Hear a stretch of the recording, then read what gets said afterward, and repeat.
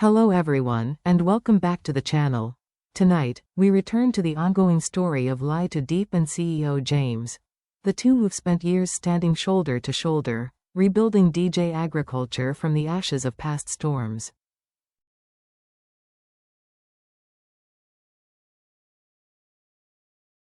Their journey has been a testament to endurance, of partnership, trust, and the quiet strength born from shared struggle.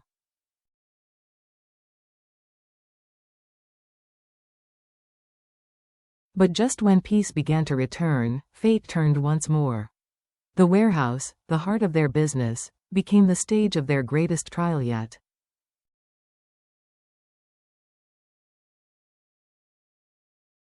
It happened in the dead of night, a windless silence draped over the industrial district, the kind of heavy stillness that presses against the chest.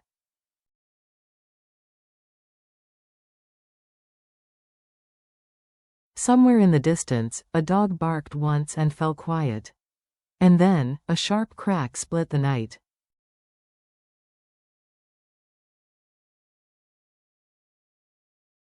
In seconds, the dark sky lit up in a violent orange hue.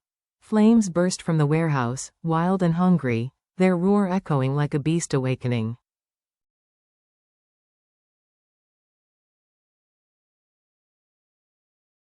Sparks shot into the air, scattering against the black clouds. Smoke climbed fast, thick, choking, unrelenting, swallowing the faint glow of the street lamps one by one.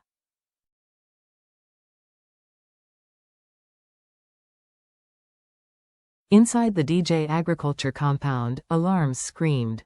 Workers, half asleep in nearby housing, stumbled out into the cold.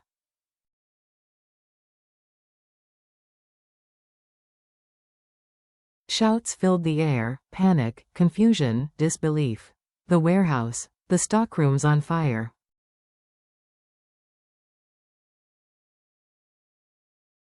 James was the first to arrive, his motorbike skidding to a halt near the gate.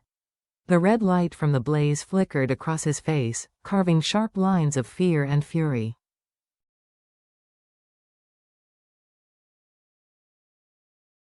Diep was just behind him, clutching her phone, shouting for the fire department. The flames devoured the building as if they had waited for this very moment, a punishment, a warning, or something more sinister.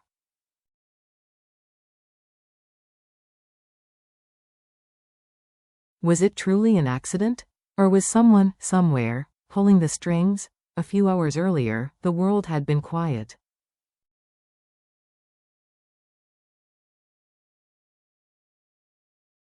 The warehouse stood still beneath a low gray sky, metal walls rattling gently in the evening breeze.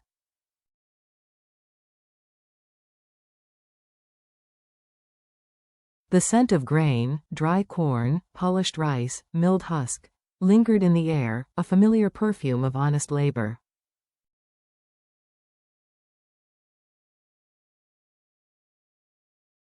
James was there, inspecting the final shipment.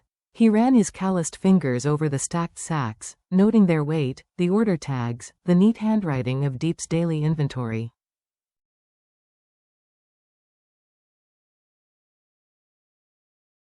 This was the biggest order yet, a landmark deal that could secure their company's stability for years.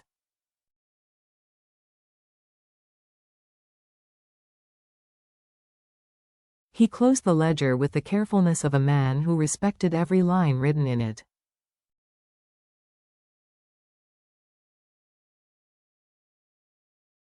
Outside, the air was damp. Somewhere, thunder grumbled faintly but never came. When he stepped out to lock up, he noticed them, the figures.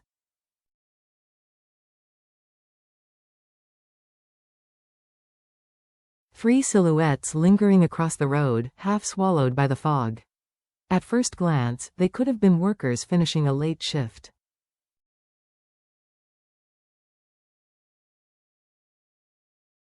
But something felt wrong. Their movements were too slow, too deliberate. One tilted his head, watching.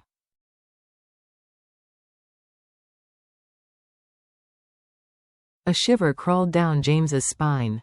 The keys trembled faintly in his hand as he twisted them into the padlock.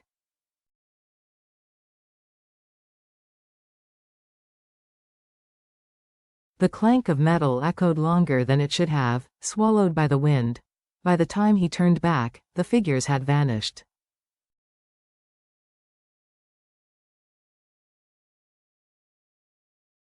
He stood there a moment longer, staring into the emptiness, before muttering, "Maybe I'm just tired."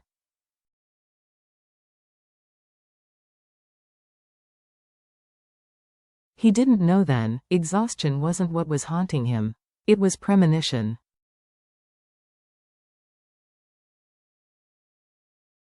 Their kitchen that night was small, glowing softly under a yellow bulb. Dinner was humble: fried egg, sweet leaf soup, a bowl of rice, but it carried the warmth of something much greater: peace.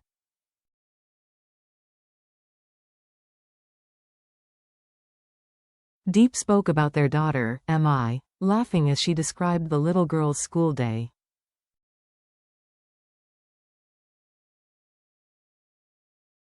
She sang in front of the whole class, she said proudly, her voice bright.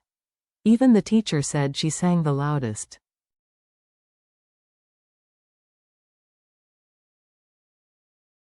James smiled, but his mind drifted elsewhere, to the warehouse, the shadows, that silent gaze.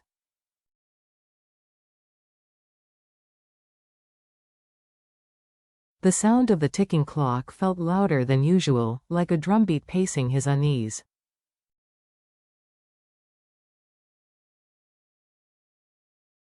Finally, he looked up.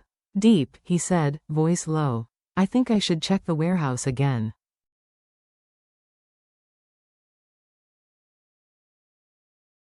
"I saw some strangers earlier.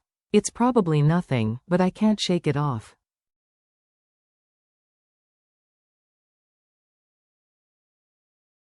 Her spoon froze midair. "Now? It's almost 10. You've been working all day. Wait until morning, James."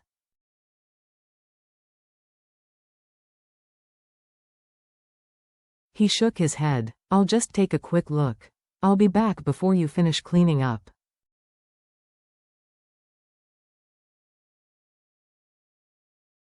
She hesitated, then silently fetched his coat. Her fingers brushed his collar, a gesture small, but heavy with love and fear.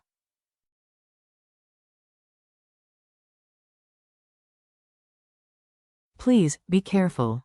The road to the warehouse wound through patches of wet dirt, each puddle reflecting fragments of the moon.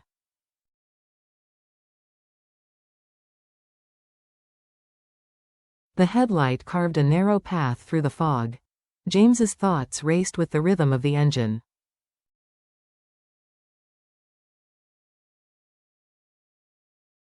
Every sound, every whisper of grass, every rustle of wind, seemed amplified.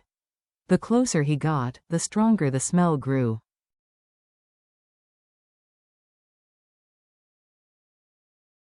It wasn't grain. It wasn't soil. It was smoke, at first, just a faint thread. Then, a flash of orange ripped through the horizon.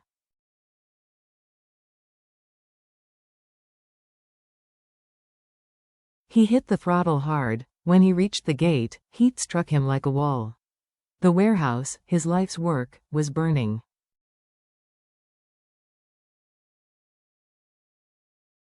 He threw the bike down and ran through the smoke.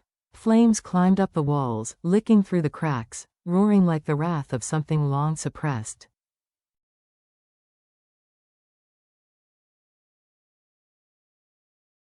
James grabbed the extinguisher, sprayed, shouted, coughed, fought, each second stretching into eternity.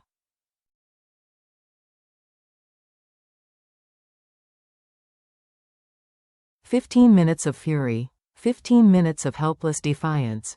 When it was over, he stood amidst ashes and ruin, trembling, chest heaving.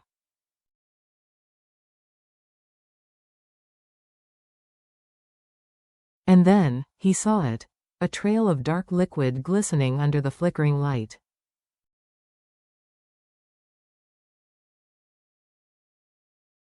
He crouched. The smell hit instantly. Gasoline, and beside it, footprints. Leading away from the flames.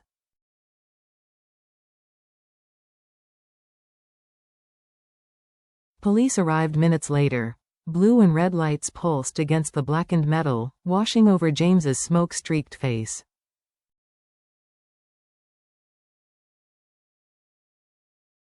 He stood outside the caution tape, watching officers move through the wreckage with quiet precision.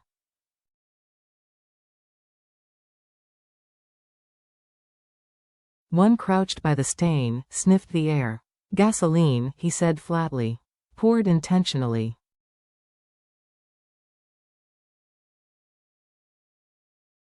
Rain stopped it from spreading. "You're lucky, lucky." The word hit like an insult.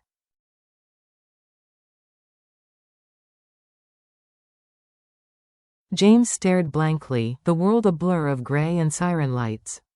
The officer's pen scratched softly against his notebook.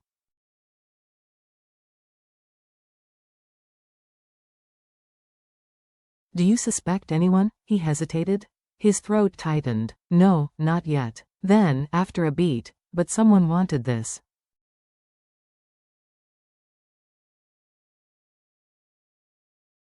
"Someone close." The officer looked at him, studying the tremor in his hands. "You think it's sabotage?"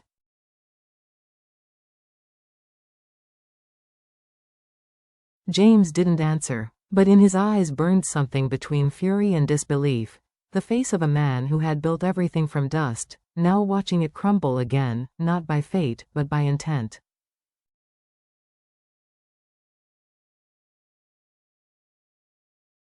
When James finally reached home, the clock neared midnight. The rain had stopped, but the smell of smoke followed him like a shadow.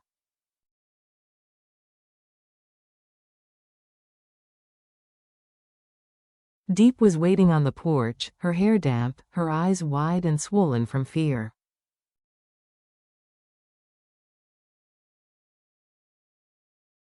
When she saw him, she didn't speak, she simply stepped forward and grasped his hands, blackened and trembling.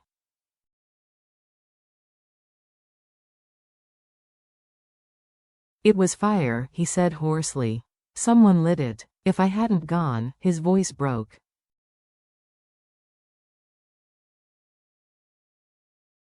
Diep's lips quivered. Who would do that to us? He had no answer.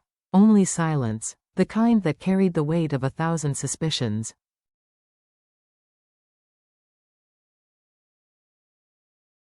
Behind them, the DJ Agriculture sign swayed under the weak porch light, its letters glimmering like ghosts in the rain.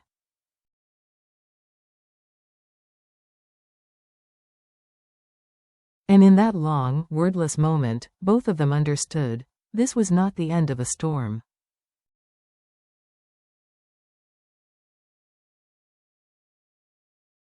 It was the beginning of another. Outside, the night deepened, thick and restless. The city slept.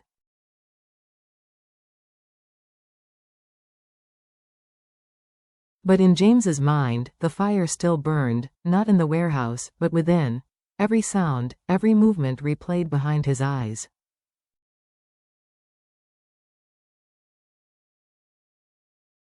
The figures in the shadows. The gasoline trail. The deliberate calmness of it all.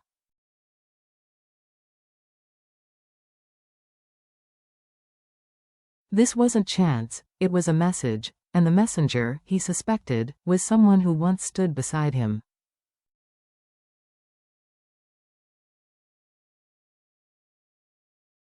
Someone who knew exactly how much that warehouse meant. Stay tuned for the next episode, the one in the shadows.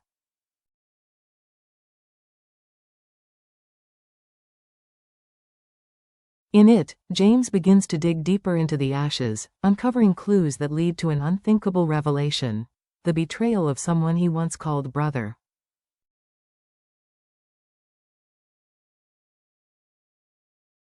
When loyalty burns, what remains? The truth, or vengeance?